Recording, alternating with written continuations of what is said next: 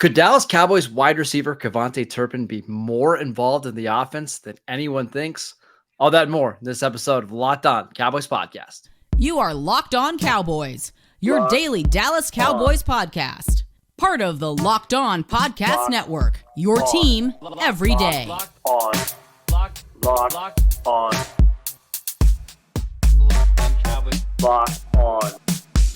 Cowboys. Welcome back to the Locked On Cowboys Podcast, part of the Locked On Podcast Network, your team every day. We'd like to thank you for making us your first listen of the day. I am your host, Marcus Mosher. You can follow me on Twitter at Marcus_Mosher. And joining me today, as always, is Landon McCool. You can check him out on Twitter at McCoolBCB. Landon, the Cowboys wrapped up a pretty spirited practice on Monday. One of the biggest takeaways I had from that practice is I think this KaVontae Turpin thing is real on offense. I think he could have a bigger role on offense than anyone expects. Yeah, I mean, I think just kind of having been through, I think this was practice 9 now. We've seen, just a lot of opportunity for KaVontae Turpin to get involved in the offense, working with the ones, clearly doing some stuff that seemed specifically tailored to him or was put in there for him. I think, the big thing we saw yesterday was kind of whetting our appetite a little bit was this, situation where he was coming off of a motion and then right at the snap was able to kind of create a natural rub route with was it Gallup, I think. I think it was either Gallup or CD, but like that stuff is just like they're like layup throws to Turpin. And that's what made me think like, man, he might be somebody who like gets 3 touches or 4 touches a game on offense every single week. Yeah, and it's kind of I tweeted this out. This was kind of the sort of purposeful motion that I was talking about, right? And clearly, what this is that they're trying to find ways to get someone like Turpin the ball on the move with quick situations and quick passes and just an opportunity to get the ball in more opportunity to get the ball in their playmakers' hands. So to try to have them do something. And obviously, with Turpin, you've got a guy that. Has clearly a unique skill set. I think we all knew that coming in, and I think we all knew that there was probably going to be an uptick in some, reverses, jet sweep, that sort of thing. But I think the thing that's really been interesting is that they've really leaned into trying to get him open in route, trying to get him deployed out in route and relying on him as a pass catcher, despite his kind of smaller size. So, I tend to think that, you add that element into his game where he can actually go out in route, running routes, not just the kind of jet sweep stuff, not even just the kind of example I just used where he's like, kind of motioning behind the line of scrimmage and then getting like a natural rub route into the flat. There's other routes we're seeing him down the field. Yeah. And I think that's kind of where, we've seen more from him than we expected, right? Like, I didn't think that we would necessarily see those kind of opportunities for him early on, but it's clear that the Cowboys are determined to like use him as a actual receiver on top of the kind of gadgetry stuff that they have planned for him as well. So the Cowboys are really dead set on throwing the ball down the field, like CeeDee Lamb has suggested, and we've seen some throws to Brandon Cooks down the field. That's going to open up a lot of these underneath routes. And I saw a play yesterday. I'm trying to think exactly how it was, but Dak basically did like a read option. I think it was with Malik Davis in the backfield. And then Turpin kind of came behind him. So they ran the read option. Then he just flipped it over to Turpin, almost like a screen pass, where Turpin's getting the ball on the run as soon as he catches it. And they had 2 blockers in front of him. All he's got to do is make one guy miss, and he's got 12 yards. So easy. And I think that's the advantage of having somebody like Turpin is that you can get these layups for Dak Prescott, and you can get some easy chunk yardage, not just on 3rd down when you need it, but hey, if it's 2nd and 6 and you just want to go pick up 7 yards really quickly, you can run that kind of stuff. And I guess yesterday was the first time that I really thought maybe Turpin is going to be a mainstay in this offense moving forward. Yeah, like it's not like they actually have plans for him, right? Yep. Like it's not just like, hey, let's try to get Turpin involved, but like, hey, let's run this play so we can get Turpin the ball. And to add to that too, I think that whenever we talk about X's and O's stuff, I always like to talk about the constraints, right? Like what do you have in the game plan that when I run this play that we're talking about can be the counter to that, like the counter punch to that. And for me, what it is we've seen all this kind of stuff behind the line of scrimmage, stuff out into the flat. One of these times, Turpin's going to be running out to the flat. A cornerback's going to jump it, and he's going to go on a 9. Sure. He's going to go up the field, and then no one's going to catch him. So, and then what that does is that makes corners step back, suddenly creating more room for him to operate underneath. And now you've got like a whole, system of trying to get Turpin open and making the cornerback guess. So I do think that the adding the kind of pass element down the field and adding that to his repertoire, seeing that he can catch the ball outside of his frame, it actually opens things up more for the kind of underneath and behind the line of scrimmage throws, just because it gives him more space to operate if teams think that he is a threat to suddenly take off down the field with that speed and get up on the sideline like on a 9 route. The only reason that I'm a little hesitant to project Turpin to even get more work is because Jalen Tolbert has looked really good in these practices, and he had another really strong day on Monday. I saw one of the catches that he made. I think it was on a dig route. Guy was contested all over him, made an unbelievable grab.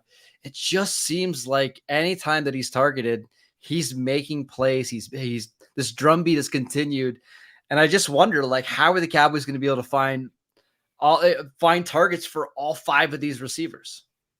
Yeah, I mean, I think it's champagne problems, especially compared to last year, right? I mean, but the fact is that you have a couple of different folks that were all kind of on individual tracks that have made their way to where we are now, and several of these guys are hitting at the right time, including Turpin, including Tolbert, and I think that's a fantastic problem to have, especially considering the way we felt about this wide receiver core kind of going into this camp, where we weren't exactly sure what we were going to get. To get a solid guy who's really grabbed hold of that number 4 spot with both hands, then to get another guy like Turpin who has come in and gives you a level of dynamism and another angle to that wide receiver core that you didn't even know kind of existed there before. I think those 2 guys alone, and then, I mean, we would be remiss if we didn't mention Jalen Brooks as well.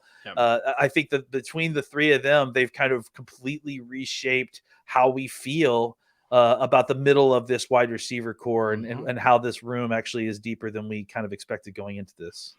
I'm just really impressed by this entire wide receiver group. There's a couple players that have maybe fallen out of the running for roster spots. We'll get to them later, but just overall, this position looks so much better than I think anybody anticipated going into camp. We felt really good about CeeDee Lamb and Brandon Cooks, and I think we were optimistic that Michael Gallup was going to be better this year. But to get this type of play from Tolbert and Turpin and Jalen Brooks, it's just really exciting, Landon. Yeah, I mean, they get high-end results, especially versus expectation for all 3 of those players. I mean, that's why you don't give out hope on some of this stuff with young players, right? Like, sometimes you just discover that some of these guys, the light turns on and they become completely different players from one season to another. So it happens. All right, let's talk about the Cowboys' first-round pick, Mazi Smith, because I think we noticed some improvements from week 1 of padded practice to week 2. We'll get to that next. This episode is brought to you by eBay Motors. Our partners at eBay Motors have teamed up with Locked On Fantasy Football host Vinny Iyer to bring you some of the best fantasy picks each week, all season long. Whether you're prepping for a draft or scouting the waiver wire, every week we're going to provide you the players that are guaranteed to fit on your roster. So with draft prep underway for the upcoming season, let's see who Vinny has picked out for us in this week's eBay's Guaranteed Fit Fantasy Picks of the Week. It's Garrett Wilson of the New York Jets. Are you looking for a second-year fantasy football wide receiver who can drive your team to big points while he catches on with a new starting quarterback? Garrett Wilson is a guaranteed fit with Aaron Rodgers as he's ready to build off his very promising rookie season with the Jets. Watch for Wilson to make big plays all over the field with his speed, quickness, and route running. Vinny Iyer from Locked On Fantasy Football is going to help you win your fantasy championship. And eBay Motors knows that a championship team is about each player being a perfect fit. The same is true with your vehicle. With eBay Guaranteed Fit and over 122 million parts and accessories for your vehicle right at your fingertips, you can make sure that your ride stays running smoothly.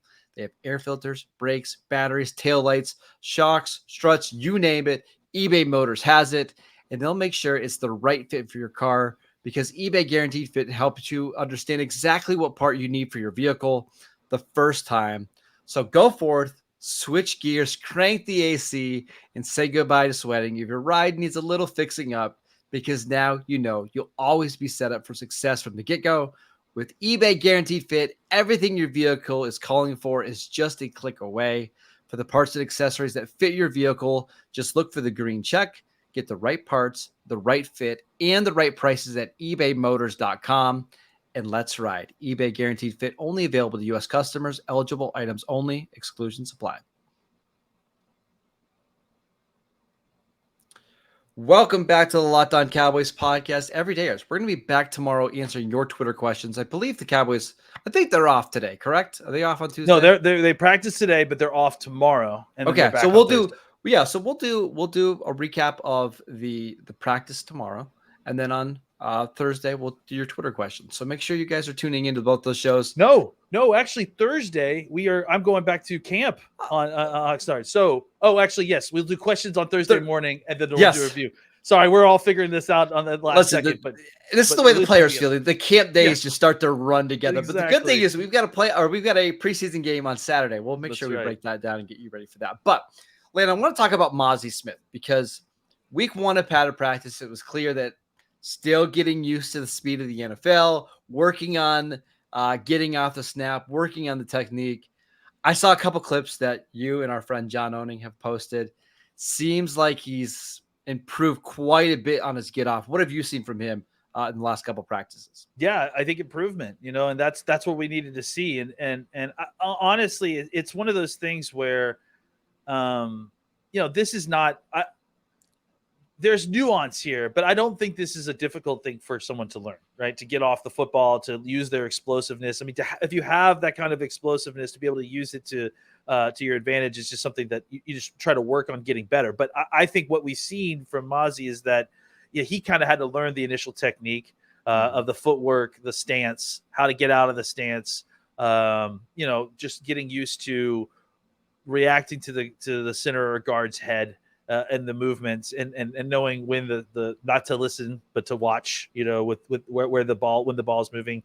And what we saw yesterday is him getting off the ball quite cleanly and as early as anyone on the defensive line on a couple different snaps. I think I sent you and John and some other folks a clip where they kind of slowed down everything so we could get the idea of who was first moving off the ball. And on a line with I think it was Bohanna and DeMarcus Lawrence, and then Fowler. I think it was actually Mazi who was getting off the snap the quickest. I mean, because he's on the inside, he should be getting off the quickest. But that's what you're hoping for, right? But if you watch his tape at Michigan, he was almost always the last guy off the ball, right? So that's why important. Exactly. And that's why we're mentioning now is it seems like he's at least learning what to do here.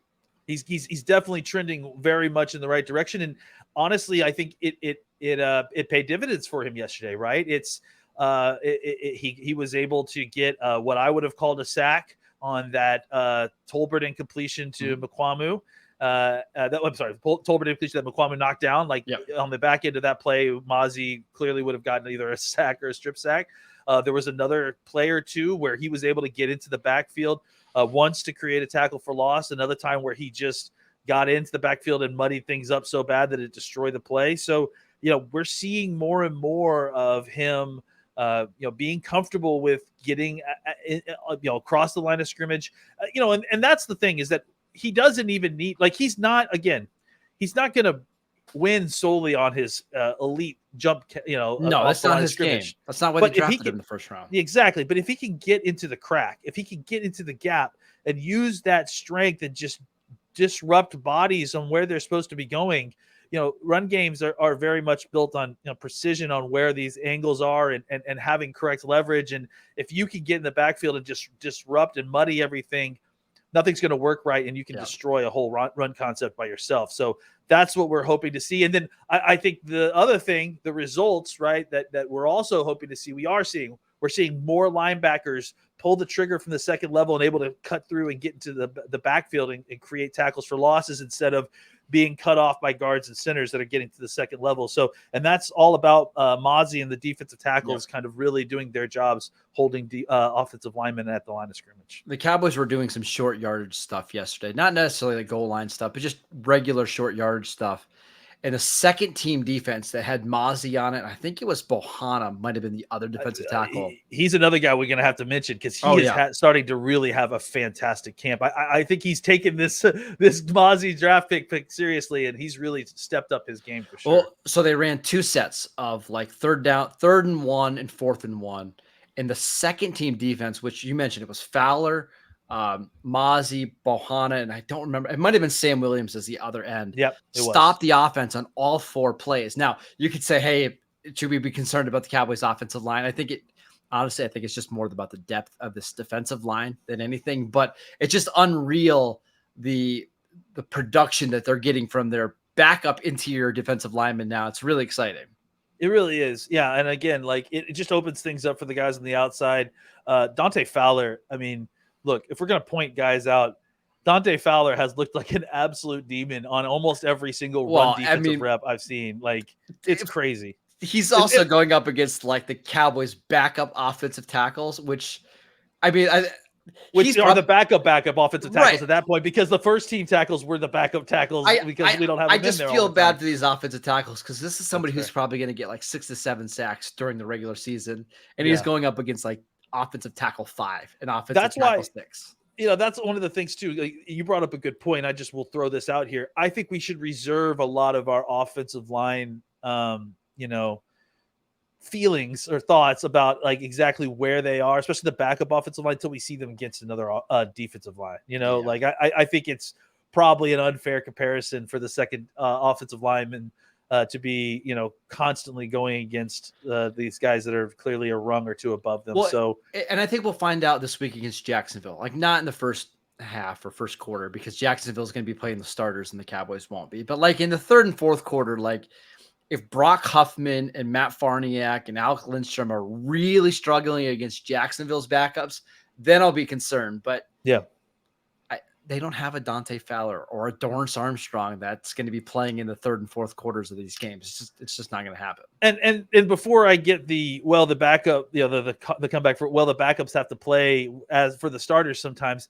That is true, but the backups usually get to play with the rest of the starters when they're not playing with solely backups. Whereas, the offensive line, the second team offensive line, those are all backups across the board. Some of them are actually 3rd teamers. And the defensive line are backups only in name, right? They all actually play a lot. So it's not just like, oh, they can't handle the competition on an individual level.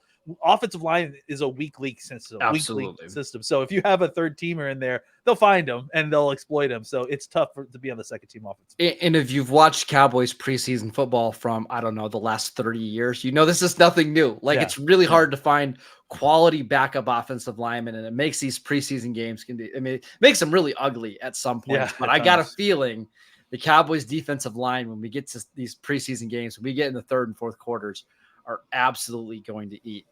Really quickly before we move on, Tyler Smith, I thought he looked really good yesterday. He just looks so comfortable at guard. It looks like he's been playing there his whole life.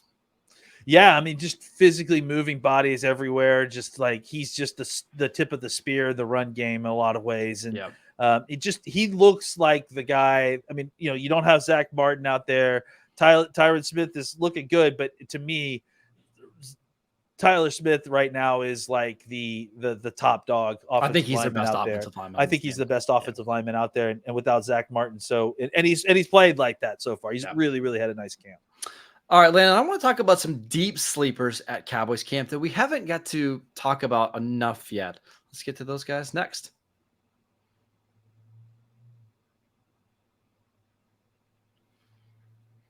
Landon, one of the players that had stood out to me maybe the most in this camp that I didn't really know a lot about kind of going into training camp is John Stevens, a tight end that played at Louisiana last year. He's actually a former wide receiver, 6'5.5", 235 pounds. The reason he didn't get drafted is he ran a 4.65, which you just can't do that at wide receiver, but at tight end, you can. And I got to say, he's made, seems like 1 or 2 nice catches in every practice so far. Yeah. I mean, he's a guy that, we talked about, offline that we knew we had to bring up and mention because he's just come out here and made a whole bunch of crazy plays. And he has such a unique skill set. And it's almost kind of, uh, I don't want to compare it to Rico Gathers necessarily, but it's like that in the sense that he does something that you feel like you're not going to be able to get from anybody else almost, right? Like Peyton Hendershot may be the closest thing to it, but it's like he's big, he's athletic, he can move a little bit. He's clearly, this is all in the kind of context of him being a tight end more than a wide receiver. But even if you wanted to line him up at wide receiver and kind of play him like, I don't know, like Plaxico Burress or something, Sure. right? You could probably do that. I mean, I think that you're right. The speed is such that you probably don't want him at wide receiver full time. He isn't going to be a deep threat, but when things get condensed and you're in the red zone or you're just outside the red zone and you're looking for big targets over bodies, he's a guy that that may actually find himself being very useful. And he intrigues me a lot because I don't know what you do with them. I feel like he's probably a guy that they're hoping that they can sneak onto the practice squad 100%. and then maybe, call him up for a couple of games because maybe you end up using him in a couple of games, like actually throw him some passes because again, like he's just such a unique body type and player that you don't really have an equivalent of on the team. That he may be a guy that you find a matchup that you like and you can deploy him. But I think getting from here to there is going to be interesting. Exactly, how they're going to do that because they can't hide him too much. Like he's too far down on the roster to He's gonna not have to play in these play, preseason right. games. Yeah, exactly. So it will be interesting to see exactly how that all plays out. It reminds me a little bit of like 2017 Blake Jarwin, like Blake Jarwin when he came in Yeah. as an undrafted free Okay. agent, Sure. right? And looked really good in the preseason. Now the Cowboys were able to stash Jarwin on the practice squad. I think they elevated him late in the year to play a game or whatever. And it was that next year that Jarwin really started to look like an NFL player. I just wonder, like maybe you stash him for a year and then next year he comes on and he's your third or fourth tight end, and then you just go from there. But there's clearly something here that's worth developing. Yeah, there's a with NFL players, there's guys that have very well-rounded skill sets for their position. Those are the guys that the high draft picks that perform well in college. Obviously, that's the route. There's a route of guys that are similar, but just like a rung below that are get the middle class of the Yeah, NFL, right? And then there's some of these guys that have like individual unique traits, like some I think it'd be equivalent of a really fast but diminutive wide receiver, right? sure. Who maybe doesn't catch the football well, where they have these kind of developable traits that you see something, you're like, I could use that on the field, but he doesn't have enough of a complete game for me to deploy him onto the field yet. Yeah.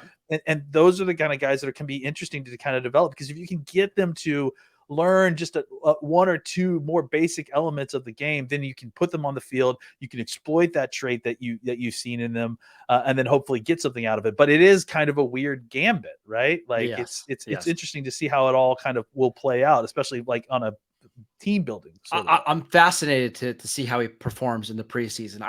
I just think he's going to be one of these players that needs a full off season to kind of get his body to be a tight end. I mean, he looks massive right now. Like that's not the Yeah. problem, but I don't know if he's really built like a tight end. He's like 235 pounds. He probably needs to have that off season where he bulks up to like 247, puts on a little bit more muscle, right? And then let's see what he looks like actually in line blocking and all of that kind of stuff. But I mean, of all the players that are going to be playing like late into the fourth quarter on Saturday, Yeah. he's He's one of the guys I'm intriguing. most interested to see. Absolutely. He's intriguing because I mean, I think he's a guy that, in the era of post turning, and basketball players into tight ends, like you see these kind of guys that have these developmental traits that you think if you could find a way to give him like just to do one other thing on the field, that you might be able to find a way to get him on the field, and then suddenly you've got visions of Yep. high jump balls to him in the corner, boxing out linebackers in the end zone, that sort of thing. So I do think he's a fascinating player, and it'll be interesting to see exactly what they could get out of him. I've got one more deep sleeper. I don't know if you have one, but I just want to mention, and this doesn't even count as a deep sleeper because he made the 53-man roster last year. But I saw yesterday Marquise Bell was playing with a first team Yeah. defense, and he was covering Jake Ferguson. He was actually playing It looked like a linebacker spot to me. I know the positions really don't matter, but he was playing in the box, covering some of the tight ends. He's another one. I think he's going to have to play a lot in the preseason, and I can't wait to see it. Yeah, I think for Bell, he's been taking Donovan Wilson's place this whole time, right? And I think sometimes it can be tough to kind of stand out as the backup guy who's coming in with all the starters, especially when you're playing with such a talented collection of starters, right? But I think Bell has held up well. I think he hasn't necessarily made a bunch of splash plays because other folks are making the plays around him. And so a large guy, degree. Wanye Thomas. Yeah, and I think that's the thing too, is that even Thomas, like you started to see yesterday when they started doing more 9-on-7 stuff, that's where Thomas kind of really struggled a little bit more than he had previously, right? Because it's about taking on blocks, trying to get downfield, making tackles, and he got thrown into, I'm pretty sure he hasn't landed yet from when Tyler Smith came around the corner on a power play and tossed him.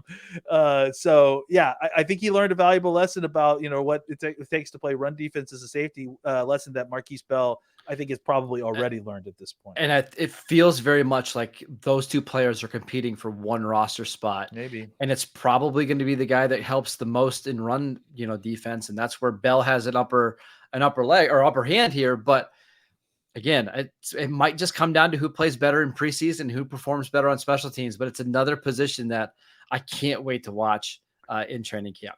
That is it for today's show. We want to thank you for making Locked On Cowboys your first listen every day. Again, every day, we're going to break down today's practice tomorrow, so make sure you tune in for that. Landon's going out to Oxnard on Thursday, so make sure you get ready for our recap of that practice. We'll get you ready for the preseason game on Friday. Busy week here on the Locked On Cowboys podcast. We're available on all platforms, so make sure you go check us out wherever you download your podcast. Go check us out on YouTube. Follow Landon on Twitter at McCoolBCB. I'm at Marcus_Mosier, and we'll see you right back here tomorrow.